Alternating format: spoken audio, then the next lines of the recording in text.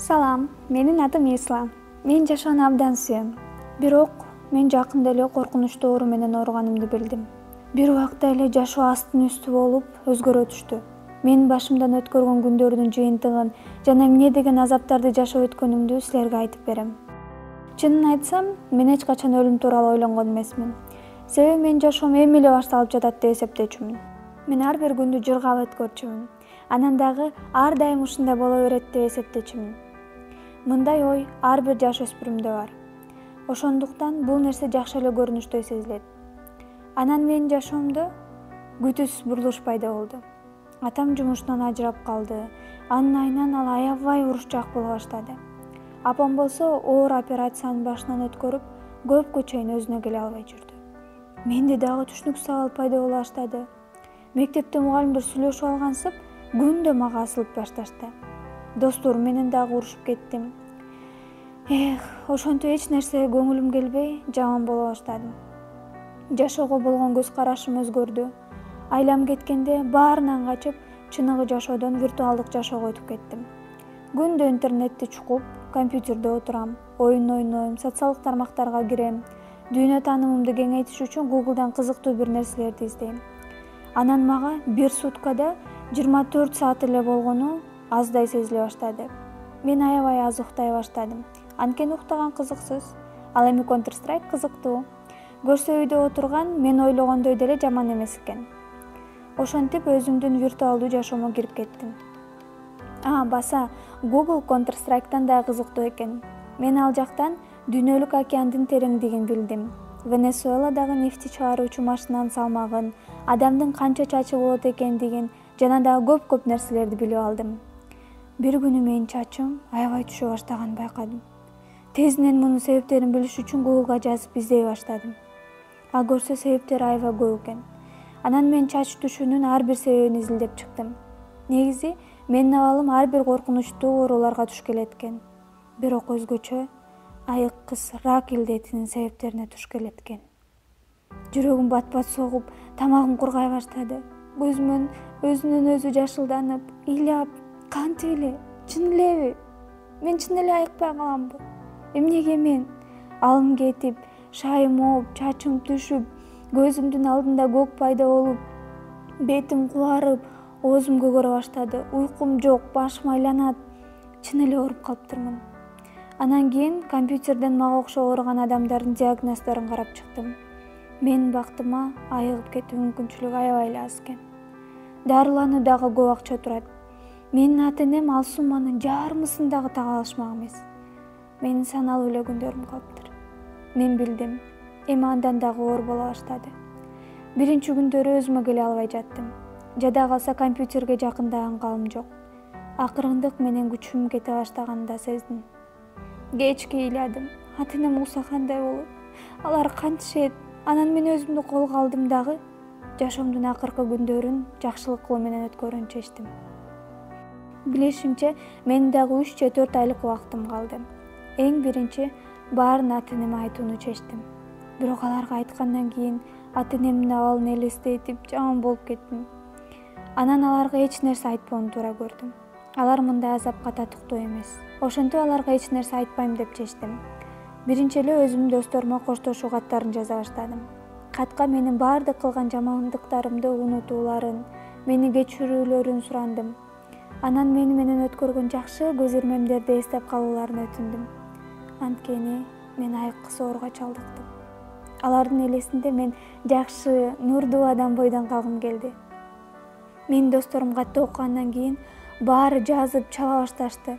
Бул жаңылыкты уккандарына ишенбегендерин айтышып, мен менен кошо ыйлап, кошо кайгырышты. Бирөөсү мени колдоп, Исла жаша деген флешмоб баштады. Алар ак кийим кийишип, Исла жаша деген хэштег менен флешмобду улантышты. Мен болуп көрбөгөндөй сезимдерге кабылдым. Мына ушул учурда мен досторумдун чыныгы баркын билдим. Кеч түшүнгөнүм өкүнүчтүү. Алардын колдоосу мен үчүн аябай маанилүү. Сонун досторум бар экен. Анан мен үйдөгү оюнчуктарды чогулта баштадым. Баары бир көптөн бери ойнобой эле жатат. Аларды балдар үйүнө алып барууну чечтим. Чогултуп жүргөн акчама толтура шоколад алдым дагы балдар үйүнө бардым. Акыркы күндөрүмдү ушундай пайда менен өткөрүп жатканым өзүмө дагы аябай жагып атты.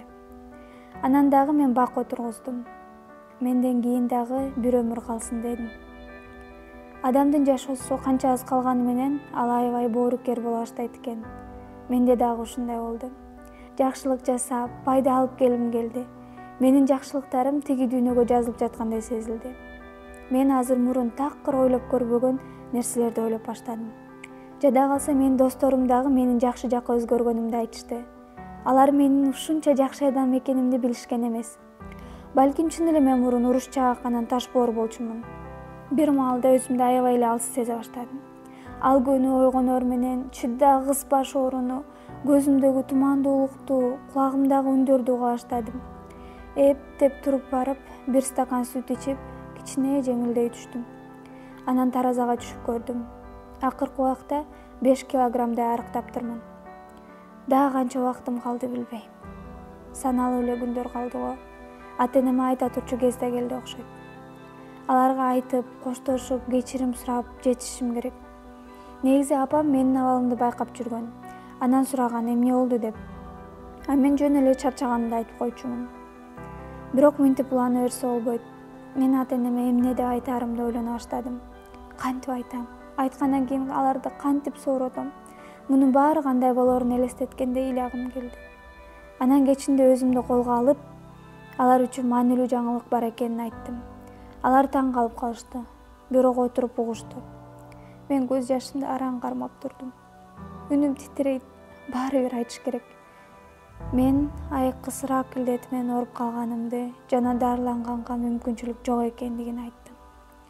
Болгону азыр мага алардын мээрими жана колдоосу керек экенин билдирдим. Мен дагы сүйлөйүн десем, апам сөзүмдү бөлүп калды. Апам кайсы дарыгерге барганымды жана менин чын эле ооруганымды тастыктаган справканы сурады. Мен эч кандай дарыгерге барбаганымды, анан справкам дагы жок дедим. Мен ал справкасыз эле оорулуу экенимди айттым. Ата-энем өзүмдү колго алып туруп, ооруканага бар дешти. Мен барбайм дедим. Мага ансы деле баары белгилүү. Дарыгердин оозунан угуунун кажети жок дедим. Атам менен апам мага тандоо коюшту. Же азыр өз эрким менен ооруканага барам, же акыл айтышандарды чакырып, мени күчкө салып алып барышат. Менде тандоо калбай калды. Даярданып баштадым. Айтпай эле койсом болмок экен. Өмүрүмдүн акыркы күндөрүн дагы өзүм каалагандай жашай албайм. Ансы деле жаман болуп жатам. Бир жагынан эми ооруканасы чыкты. Биз ооруканага бардык. Апам менин абалымдын өзгөрүүлөрүн дарыгерге төкпөй, чачпай айтып, анан эмнеге мен рак оору менен ооруп атканымды түшүндүр деди. Дарыгер мени угуп туруп, бир жактарга кан тапшырууга жөнөттү. Эми мага бир жумада ооруканага жүрүш керек болду. Менден кан алышты, УЗИге тартышты, дагы бир нерселер, жада калса бир кызыктай аппаратка жарым саат жаткырып коюшту. Дагы жакшы жиндолуп кеткен жокмун. Ошентип эптеп бул күндөрдү дагы өткөрдүм. Эми дарыгерге жыйынтык укканы келдик. Ошол маалда дарыгер мага кайсы күнү өлөрүмдү айтчудай сезилип кетти. Бирок жок.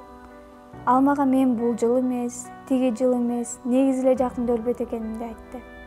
Анан ал менин организмиме темир, D витамини, B витамини жетишпей жаткандыгын айтты. Ошондуктан рак оорусу менен оорубаганымды дагы айтты. Ал эми тийиштүү витаминдерди кабылдабасам, абалым начарлап кетет деди. Мен чачыман эле эмес, тиштеримен, жада калса тырмактарыман ажырап калышым мүмкүн экен. Жок, мени жаңылып жатат деп, анализдерди дагы бир ирет текшерип чыгыңыз дедим. Ал менин ушинтеримди билиптир дагы, мен үчүн атайын оору жөнүндө шилтемелерди даярдап коюптур. Мен ал жактан чын эле А витаминоз экенимди окусам болот экен. Чын эле баары туура чыкты. Ракка байланыштуу дагы, А витаминозго байланыштуу дагы. Ошентип мен витаминдерди иче баштадым. Анан бир канча убакыттан кийин өзүмдү таптакыр башка адамдай сездим. Чачым түшпөй калды, көрүнүшүм жакшырып, көзүмдүн алдындагы көктөр кетип, жалпысынан оорубаган, чымыр адамдай эле болуп калдым. Эң башкысы мен күчкө толуп, энергиялуу болуп калдым. Баса, бул окуя менин жашоомо аябай таасир берди. Досторумдун арасында шайыр боло баштадым. Ата-энем болсо менин ушунчалык назик жана карамдуу болгонума ишене албай жатышты. Балдар үйүндө болсо мен ар дайым когонок болуп калдым. Анткени бош убактымды ошол жакта өткөрөм. Мен жашоого башкача көз караш менен карай баштадым. Анан дагы бар нерсеге шүгүр кылганды үйрөндүм. Силерде дагы Google аркылуу өзүңөргө диагноз койгон учурлар болду беле? Өзүңөрдүн окуяларыңарды комментарийге калтыргыла. Менин окуям силерге жакса, баш бармакты аскыла. Биздин каналга жазылыңыздар.